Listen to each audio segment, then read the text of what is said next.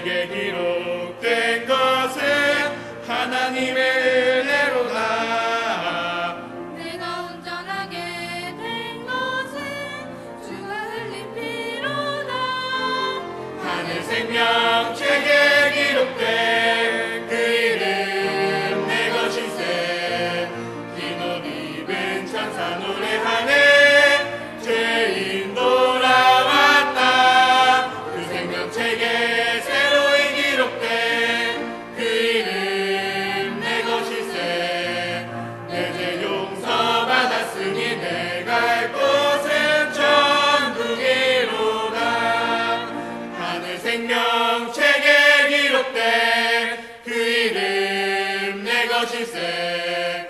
흰 옷 입은 천사 노래하네. 죄인 돌아왔다. 그 생명책에 새로이 기록된 그 이름 내 것일세. 내 죄 용서받았으니 내가 갈 곳은 천국이로다.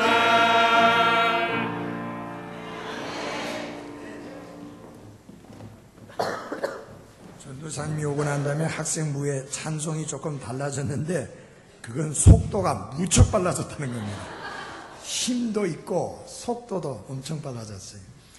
그리고 우리 이화진 자매 어머니, 갑자기 제가 성함이 생각이 안 나가지고,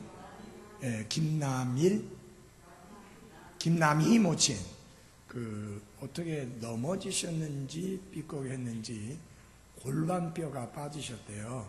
그래서 그거를 다시 끼워 넣어서 맞춰였는데 당분간은 걷는 게 좀 불편하시고, 그래서 병원에서 며칠 치료받고 퇴원을 하셔서 집에 계시는데 걷는 게 좀 불편하답니다.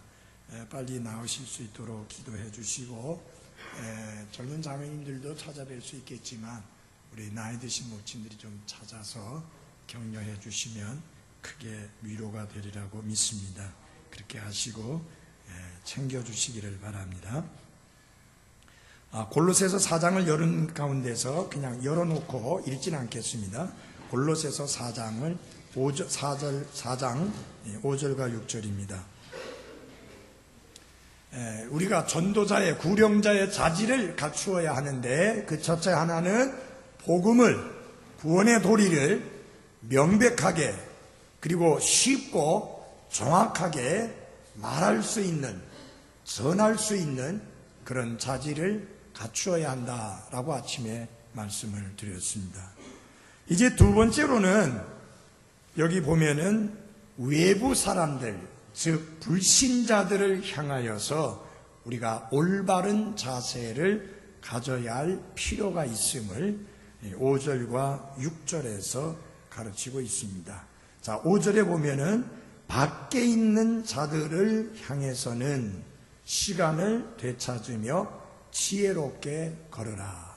여기 밖에 있는 자들, 이것은 하나님의 가족이 아닌, 하나님의 자녀가 아닌 구원받지 못한 불신자들을 가르치는 말씀입니다. 예수님께서도 그분의 제자들과 그리고 밖에 있는 자들 사이에 구별을 두신 것을 우리가 마가복음 4장 11절에서 발견할 수가 있습니다. 예수님을 믿고 따르는 그분의 제자들과 그렇지 아니한 불신자들을 밖에 있는 자들이다, 이렇게 말을 했습니다. 근데 사도 바울 역시 같은 구별을 두고 있는데요. 고린도전서 5장 12절에서 13절까지 말씀을 한번 찾아보겠습니다. 고린도전서 5장 12절과 13절 말씀입니다. 고린도전서 5장 12절과 13절. 또한 밖에 있는 자들을 판단하는 일이 나와 무슨 상관이 있으리요? 안에 있는 자들은 너희가 판단하지 아니하느냐? 그러나 밖에 있는 자들은 하나님께서 판단하시나니 그러므로 그 사악한 자를 너희 가운데서 내쫓으라. 여기 말씀에 보니까 밖에 있는 자들과 뭐예요? 안에 있는 자들로 이렇게 구별한 것을 볼 수가 있습니다. 어떻게 보면 이렇게 말씀을 드렸죠. 밖에 있는 자 누구예요? 아웃사이더예요. 그러면 안에 있는 사람 인사이더예요. 그래서 여기 사도 바울도 예수님도 밖에 있는 자와 안에 있는 사람으로 이렇게 구별한 것을 볼 수 있습니다. 여러분 성경을 보게 되면은 항상 구별을 두고 있는 것을 봅니다. 아담 안에 있는 자와 그리스도 안에 있는 자를 구별하십니다. 아담 안에 있는 자에게는 저주와 정죄가 있습니다. 그러나 그리스도 예수 안에 있는 자에게는 결코 정죄함도 없고 저주도 없습니다. 아담 안에 있는 자에게는 사망이 왕노릇한다, 군림한다 그렇게 말씀했고, 그 다음에 그리스도 안에 있는 자에게는 생명이 군림한다, 왕노릇한다 그렇게 말씀을 했습니다. 그래서 중요한 것은 나는 안에 있는 자인가 아니면 밖에 있는 자인가 하는 것이 아주 중요한 문제입니다. 여러분들에게 묻겠습니다. 여러분은 여기 예배당 안에 계십니다. 그건 여러분의 몸을 말합니다. 그러나 영적으로 여러분은 안에 있는 사람입니까? 밖에 있는 사람입니까? 안에 있는 사람 맞습니까? 영적으로 인사이더 안에 있는 사람 맞아요? 네. 자, 그런데 성경은 이 밖에 있는 자들, 그리스도 밖에 있는 자들을 대해서 그리스도인들이 어떻게 처신을 해야 하는지 그 부분에 대하여 가르치고 있습니다. 성경은 결코 불신자들, 밖에 있는 자들과 모든 관계를 끊어버려라 그렇게 말씀하고 있지 않습니다. 혹은 모든 불신자들로부터 떠나라 그리고 아예 상대도 하지 마라 그렇게 말씀하고 있지도 않습니다. 혹은 불신자들에 대하여서 거부하고 그들과 충돌하라고 그렇게 말씀하고 있지 않습니다. 그렇다고 해서 그들과 하나가 되어서 그들과 동화하면서 살라고 그렇게 말씀하고 있지도 않습니다. 성경은 분명히 너희가 이 세대와 동화되지 말라고, 세상과 함께 동화되지 말라고 분명히 구별된 삶을 살아야 할 것을 말씀을 했습니다. 사도 바울은 우리가 효과적인 전도자가 되기 위해서 그리스도인으로서 구원하는 일에 하나님의 능력의 손안에서 쓰임받기 위해서 구령자로서 갖춰야 될 자질 중에서 특별히 불신자들을 대하는 우리의 태도, 우리의 처신이 어찌해야 되는지를 세 가지로 요약을 해서 말씀을 하고 있습니다. 그 첫 번째 하나가 무엇이냐? 다 같이 합시다. 지혜롭게 대하라. 어떻게 대하라고요? 지혜롭게 대하라. 불신자들에 대하여, 밖에 있는 자들에 대하여 예수 그리스도 안에 있지 아니하고 예수 그리스도 밖에 있는 자들에 대하여서 어떻게 대해야 할 것이냐? 지혜롭게 대하라고 그렇게 말씀합니다. 자, 우리 여기 4장 5절을 한번 볼까요? 골로새서 4장 5절입니다.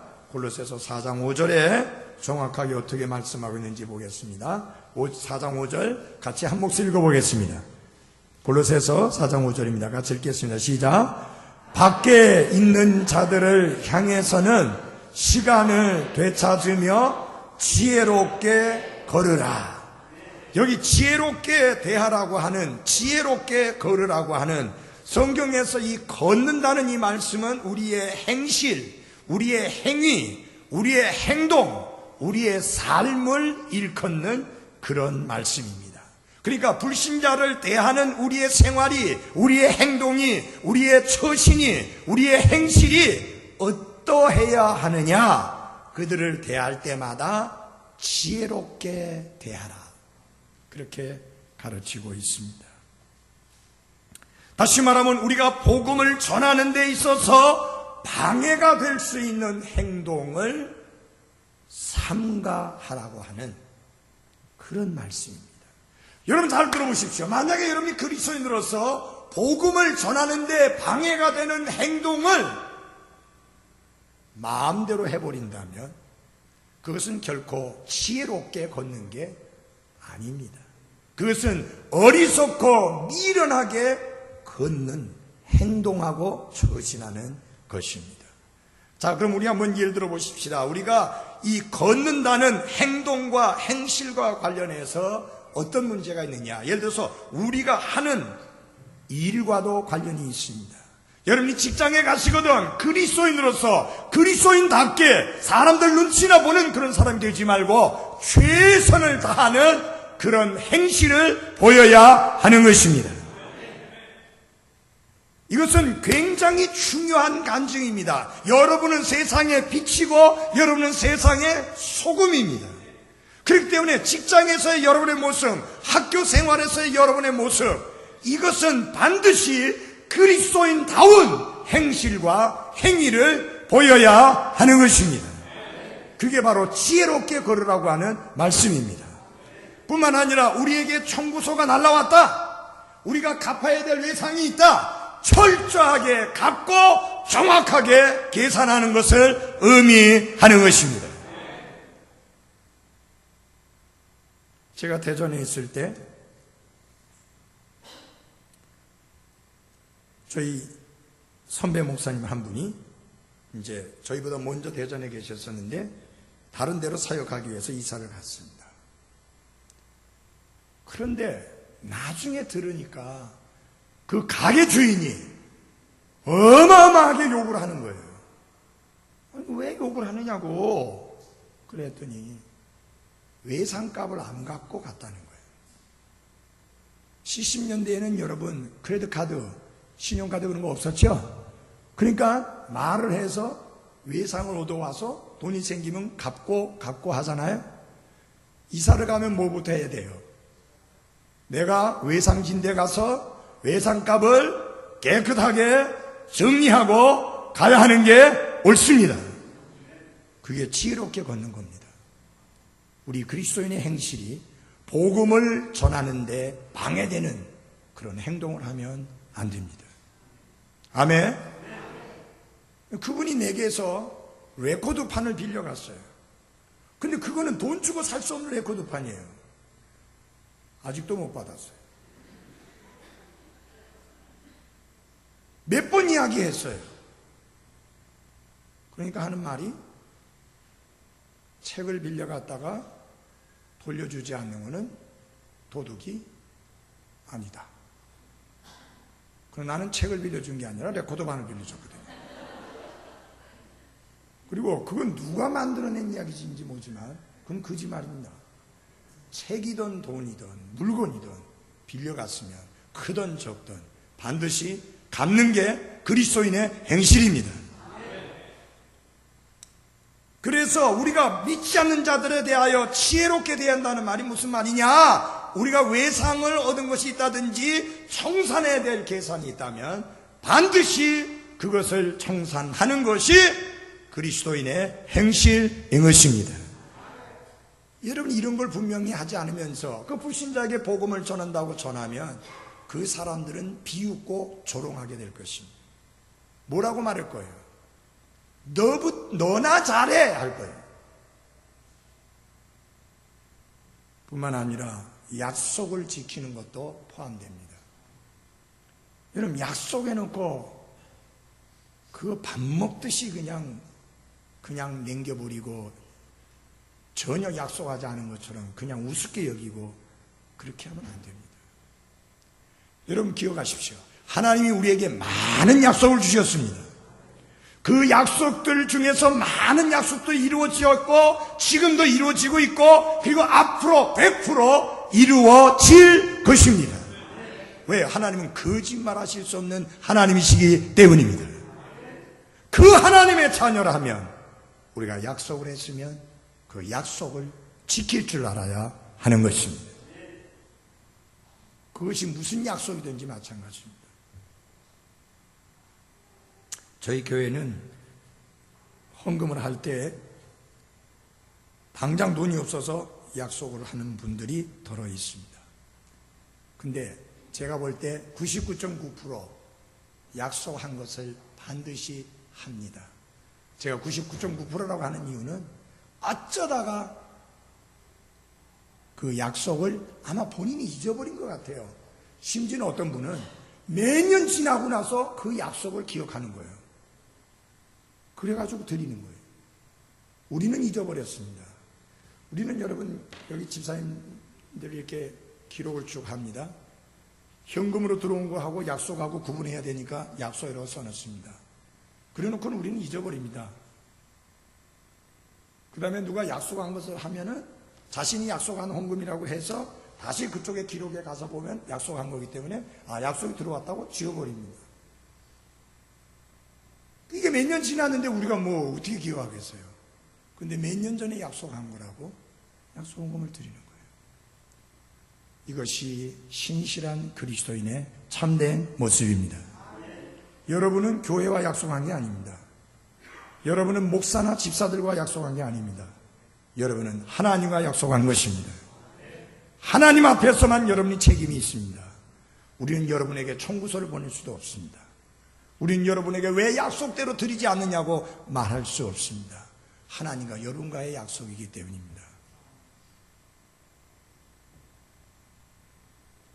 우리가 지혜롭게 처신한다는 말은 우리가 행하는 일에 그리고 우리의 청구서를 지불하는 일에 약속을 지키는 일에 신실하는 그런 것을 말합니다. 그래서 데살로니가전서 4장 12절에 보면 이렇게 말씀했습니다. 이것은 너희가 밖에 있는 자들을 향해 정직하게 걷게 하려 하며, 특별히 불신자들에게 여러분이 부정직하다고 하는 그런 모습을 보이면 안 됩니다. 정직해야 됩니다. 이번에도 우리 박시성 목사님이 간증을 하셨어요. 농촌 선교와 관련해서 간증을 하시면서 이분이 자기 자신을 위해서 건축하는 게 아니라 주일학생들을 잡으세요. 주일학생 하나 데리러 가는데 여러분 잡으세요. 주일학생 아이 하나 데려오기 위해서 차를 1시간을 몰고 가서 그 아이를 태우고 옵니다. 근데 가보니까 집을 빌려서 살고 있는데 너무 형편없는 거예요. 화장실을 마당에 지어놨는데 문도 없는 거예요. 그래서 이분 마음이 집을 좀 지어드려야 되겠다. 마침 손자를 데리고 갔는데 내가 집을 좀 지어줘야 되겠다 하니까 저도 그래요. 손자의 마음도 같은 마음이에요. 그래서 집을 지으려고 건축허가를 내려고 이제 가니까 문제가 뭐냐. 이게 문중 땅이라서 안 되는 거예요. 그럼 어떻게 해야 되느냐. 그러면 개조해서 리모델링을 해서라도 좀 생활하는데 불편함이 없도록 해야 되겠다. 그래서 화장실, 목욕탕, 거실 해가지고 지어줘야 되겠다. 여러분, 뭐가 없어요? 얘기해보세요. 뭐가 없어요? 돈이 없죠. 시골 교회 목회자인데 사람들 10여 명 모이는데 돈이 어디서 나와요? 근데 이분이 기도하고 예천에 있는 건축상에 찾아갔어요. 지금 자재가 필요한데 자재 좀 달라. 근데 돈은 하늘에서 떨어지면 돈을 주겠다. 그렇게 이야기를 했어요. 근데 그 주인이 놀라운 게 뭐 이런 미친 영감이 있어 하고 그냥 보낸 게 아니라 다 준 거예요. 자재를 다 줬어요. 그래서 깔끔하게 다 해서 줬어요.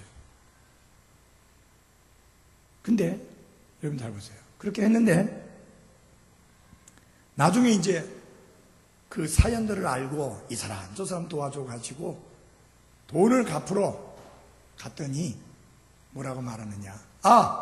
갚을 필요가 없습니다. 한 1,000만 원 정도 됐는데 갚을 필요 없습니다. 아니 갚을 필요가 없다니요. 벌써 누가 와서 갚고 갔습니다. 다 갚고 갔다는 거예요. 여러분, 하나님이 보내주신 거예요. 그 전에도 또 그런 일이 있었는데 또 갚으러 가니까 딴 사람이 와서 다 계산하고 갔습니다. 근데 그분은 그 교회 나오는 분이 아니에요. 다른 교회 나가는 집사인데 성도 침례교도 아닌 다른 사람이 와서 그 목사님이 그렇게 아름다운 마음으로 사람들을 도와주려고 하니까 자기가 돈을 내놔서 자재비를 다 해결하는 거예요. 여러분 얼마나 멋있습니까? 정직하게 행하니까 하나님께서 아시고 그 좋은 간증을 보이게 해 주신 겁니다. 그래갖고 이분이 또 군수한테 찾아가가지고 이야기를 해서 어떤 문제를 해결하는데, 처음에는 군수 아니고 다른 직원 찾아갔더니 안 통해서 군수한테 가갖고 이야기를 했더니 군수가 직원 부르더니 이분 문제 좀 해결해 줘라. 왜? 보니까 자기 자신을 위해서 하는 게 아니라 자기네가 해야 할 일을 이분이 하고 있으니까 기꺼이 도와주는 거예요. 그래서 그 아이, 주일학생 아이 누나하고 또 가족들이 이제 우리 교회 나갑시다. 그렇게 되어진 거예요. 여러분, 우리가 믿지 않는 사람들에게 행실을 아름답게 하면 좋은 간증을 보일 수 있고 그것이 전도의 능력을 더하게 되는 것입니다. 그래서 디모데전서 3장 7절에 보면은 이 목사의 자격과 관련해서 또 집사들의 자격과 관련해서 뭐라고 하느냐면 그는 반드시 밖에 있는 자들로부터 좋은 평판을 받아야 하리니. 잘 보세요.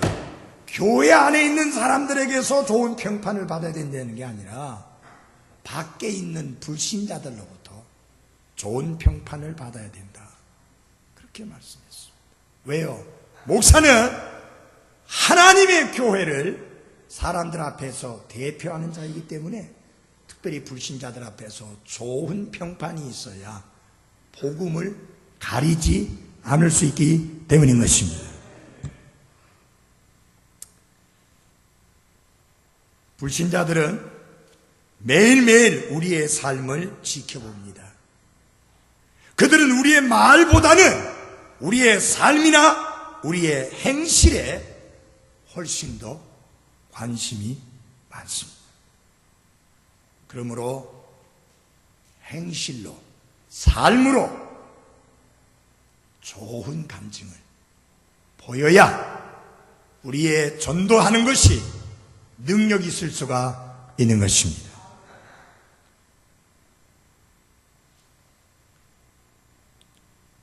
말은 많은데 삶을 없다는 그런 소리를 들어서는 결코 안 됩니다. 두 번째로 다 같이 합시다. 시간을 선용하라. 여기 시간을 되찾으며 라고 말씀했는데 시간을 되찾는다는 말은 문자적으로는 값을 주고 시간을 산다는 그런 의미입니다. 예수님께서 값을 지불하고 피의 값을 지불하고 우리를 사주신 것처럼 이제 우리가 값을 지불하고 시간을 사는 것을 여기 시간을 되찾는다 이렇게 말씀했습니다. 이 귀한 말씀 전하는데 졸면 돼요? 지금 시간을 낭비하고 있는 건데 이게 상업용어입니다. 시간을 되찾는다는 말이.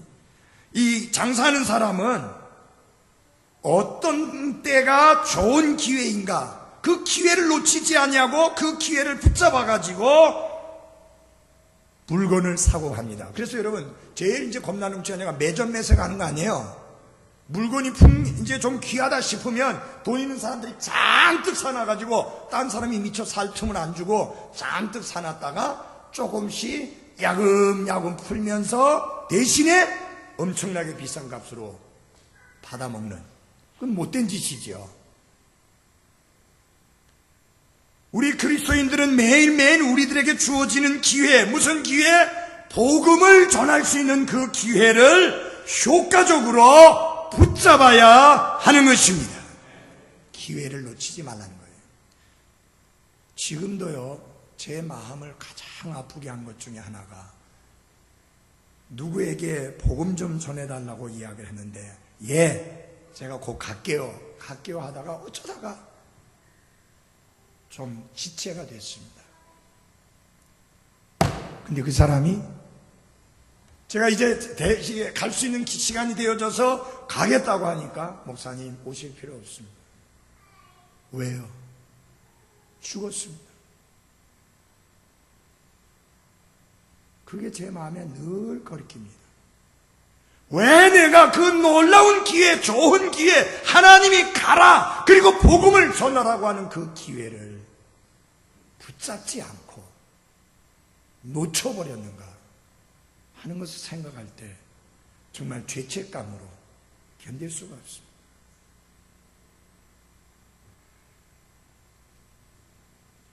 언제나 기회가 주어지는 건 아닙니다. 우리가 아무리 원해도, 우리가 아무리 간절히 바라고 소원해도 더 이상 기회가 주어지지 않을 수 있습니다. 그렇기 때문에 기회를 붙잡아야 하는 것입니다.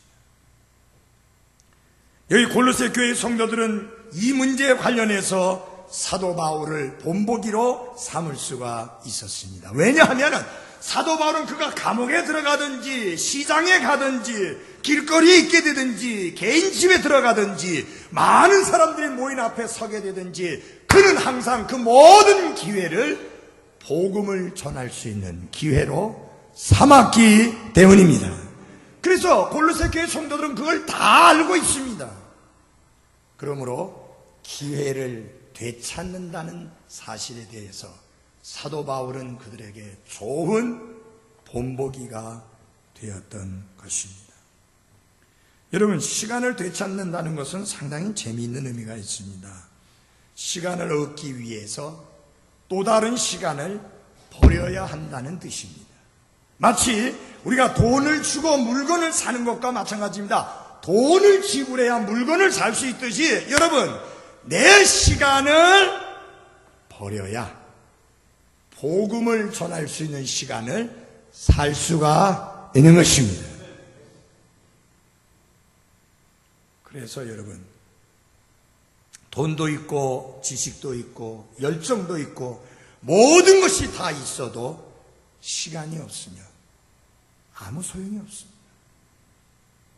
그렇기 때문에 시간을 되찾아서 복음을 전할 수 있는 기회로 삼지 않으면 안 됩니다. 마지막으로 다 같이 합시다. 은혜가 넘치게 말을 하라. 여러분, 성경은 복음을 전하게 될 때에 변론을 피하라고 말씀합니다. 변론은요, 이긴 자나 진 자나 아무런 유익이 없습니다. 예를 들어서 여러분 보십시오. 만약 여러분들이 복음을 전하는데 그 사람과 계속 변론을 벌인다면, 그래서 그 사람이 이긴다면 그 사람이 의기양양해서 절대로 그리스도를 믿지 않을 겁니다.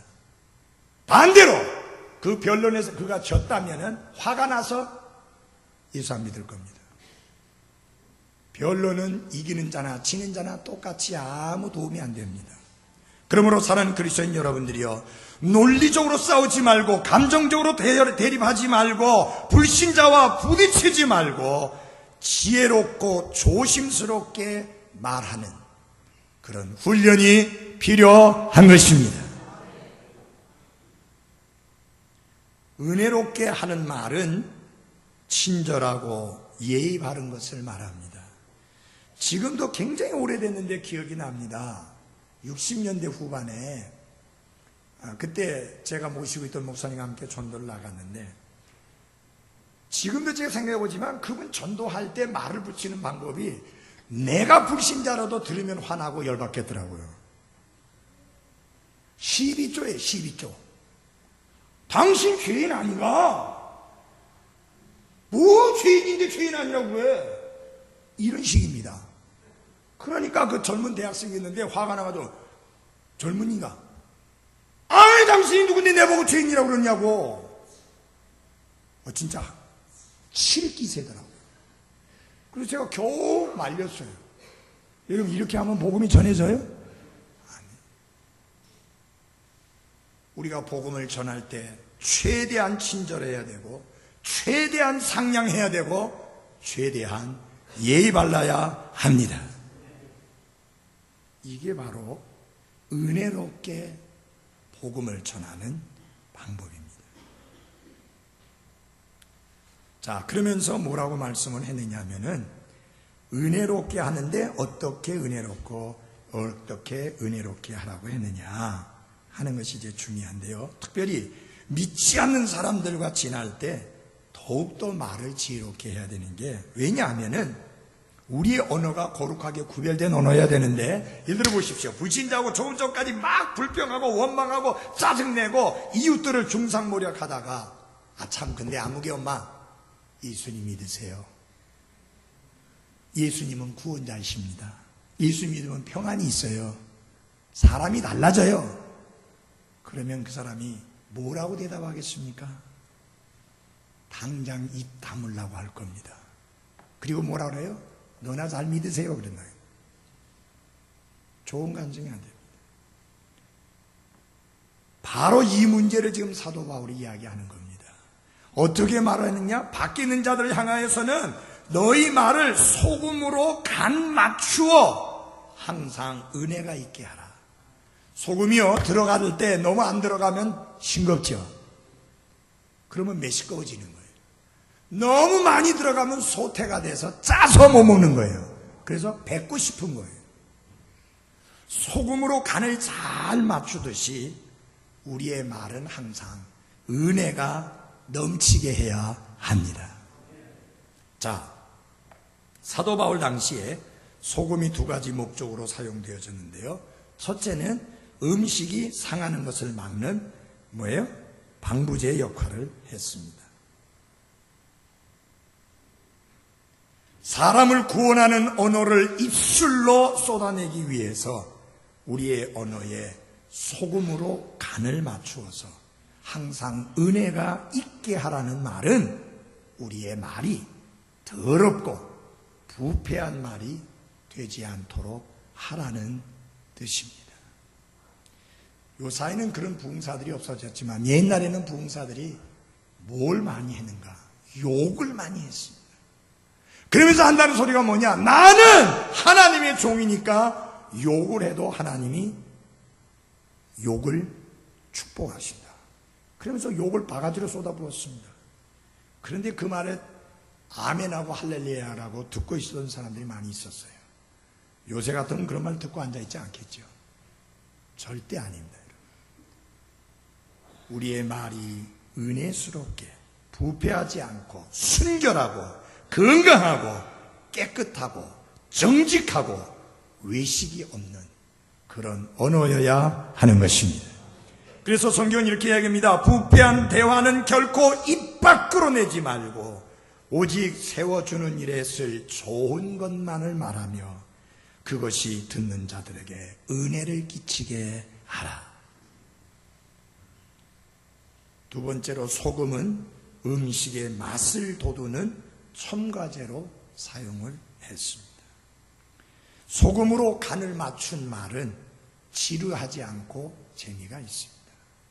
복음을 전할 때 지루해서 도대체 듣고 싶지 않게 만드는 그런 식으로 복음을 전하지 말고 오히려 그만두려고 하면은 달려 들으면서 더 이야기해달라고, 더 설명해달라고, 더 전해달라고 달려들 수 있을 정도로 우리의 언어가 정말 가치가 있고 유익하고 맛을 더해줄 수 있는 어리석거나 무미건조한 말이 되지 않도록 해야 하는 것입니다. 그래서 사랑하는 그리스도인 여러분, 이제 우리가 불신자들에게 복음을 전하는 데 있어서 어떻게 해야 되는지 말씀을 드렸죠. 자, 불신자들에 대해서 세 가지가 중요합니다.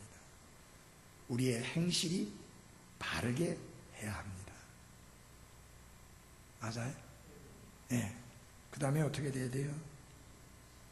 시간을 지혜롭게 선용해야 됩니다. 잘 쓸 줄 알아야 됩니다. 여러분 생각해 보십시오. 어떤 사람이 지금요, 진짜 숨도 쉬기 어려울 만큼 한 발짝 옮기는 게 힘들 것만큼 굉장히 무거운 것을 지고 가고 있는데 그 사람에게 구령한다고 달려들어갖고 계속 이야기시켜 보십시오. 그는 지혜로운 방법이 아닙니다.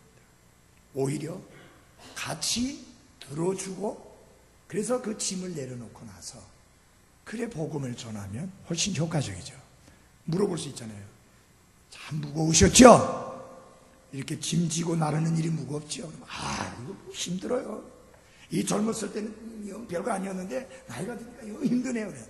예, 그래요. 근데요, 제가 한 가지 이야기 드릴 게 있는데 이거보다 더 무거운 짐을 지고 계신데 눈에 보이진 않지만 훨씬 무거운 짐을 지고 있습니다. 예? 그게 뭐예요? 무슨 이야기 해줄 수 있어요? 마태복음 11장 28절에 수고하고 무슨 짐 짐진다다? 무거운 짐을 진 자들아. 바로 죄라고 하는 짐입니다. 걱정이라고 하는 짐입니다. 염려라고 하는 짐입니다. 두려움이라고 하는 짐입니다. 불안이라고 하는 짐입니다. 슬픔이라고 하는 짐입니다. 죽음이라고 하는 짐입니다. 예수님은 이 짐을 덜어주시겠다고 지금 초청하고 계십니다. 그러면 설사 그 사람이 그 자리에서 당장 복음을 받아들이지 않았다 할지라도 적어도 그는 귀를 기울일 수 있습니다. 시간을 잘 선용해야 됩니다. 맞아요? 그 다음에 마지막으로 뭡니까? 우리의 말을 은혜스럽게 하라. 않는 말이지만 은혜스럽게 해야 됩니다.